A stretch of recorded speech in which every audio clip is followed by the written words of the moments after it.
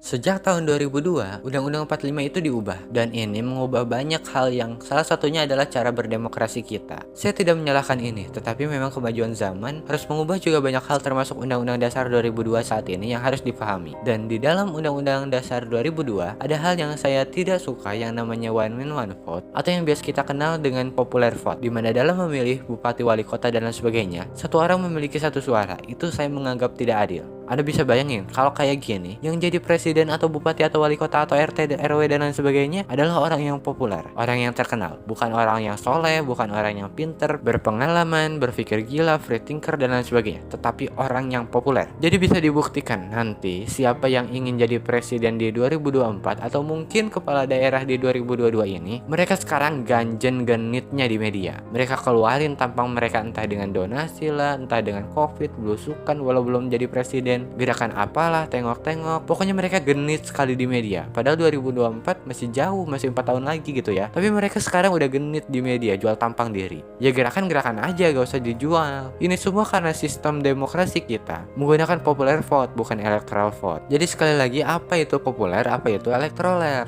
Gini, seseorang berpendidikan tamatan SMA gak bayar pajak sama sekali, ya suaranya satu. Kalau sekarang ini semua orang suaranya satu. Seseorang yang ahli ibadah, ahli surga, hafal Quran, santun, baik, terpuji, memiliki banyak hal yang mulia, suaranya satu. Dibandingin para koruptor, penjahat, kelamin, pemerkosa dan lain sebagainya, suaranya juga satu. Ini gak fair, karena di Indonesia itu lebih banyakkan orang baik, orang berpendidikan, atau orang jahat, koruptor dan lain sebagainya, saya gak tahu. Tapi yang jelas, mereka yang minus-minus ini dibayar juga bisa. Bayangin, kepala daerah, kepala apa itu, mereka menang karena membayar. Itu gak jujur banget. Gimana Indonesia bisa jadi bangsa yang besar kalau gini caranya? Maka saya inginnya Indonesia ke depan menggunakan electoral vote. Electoral vote ini dengan adanya pembobotan. Misalnya sarjana S1 suaranya 2, sarjana S2 suaranya 3, sarjana S3 suaranya 4. Lalu sarjana S3 dia membayar pajak 1 miliar setahun, suaranya jadi 17. Dan berbagai aspek-aspek lainnya yang sekiranya enak.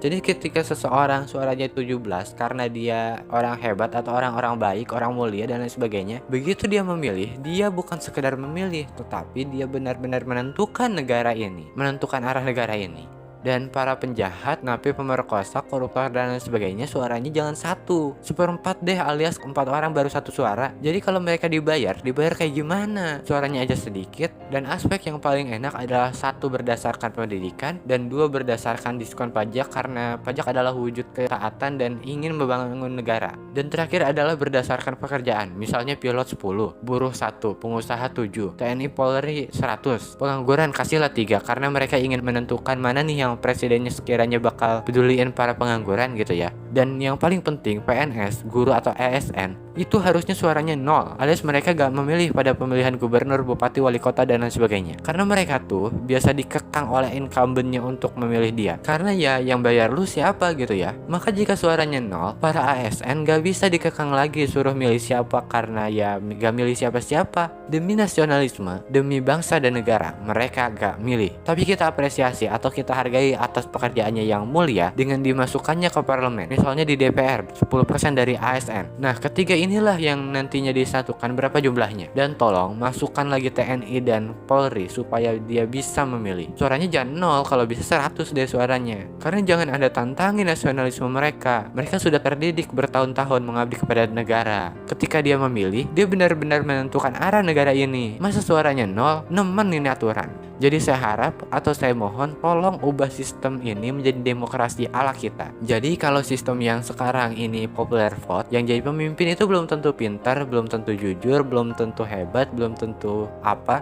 tapi dia populer, dicintai masyarakat. Jadi pakailah electoral vote ini dengan adanya pembobotan.